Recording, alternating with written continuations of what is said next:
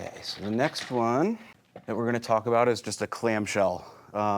So it's a very common early exercise to do to try to build some external rotation strength and abduction strength of the hip.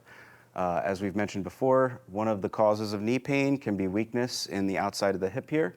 So this is a good exercise to start with. So all you're going to do, step 1 and 2, like I've always said, flat back to neutral, activate core. As long as those two things are checked, then you can try to spread the band open and then back. So a couple of things to look out for with this is symmetry. I typically like to train symmetry.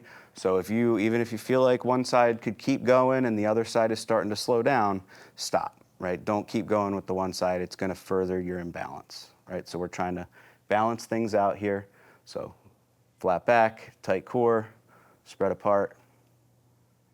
No hold with this one. Sometimes I'll do a pulse, like if you want to add in a little bit of an isometric, that's fine to do. Mid-range pulse, something like that. If you can do end range with maybe a little bit less resistance, that's cool too.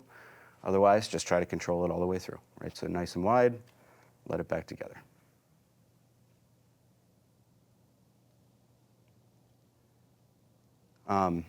As far as positioning goes, you can do this on your side as well, especially if you don't have resistance. It's a good place to start if you want to progress this exercise. Going onto the side, you would just want to be cautious of rolling. Maybe we'll go over that here in a minute. But go ahead and do like 5 reps for me.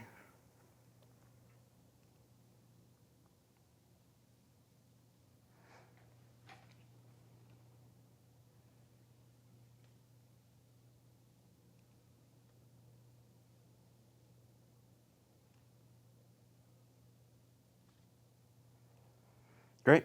So that's clamshells.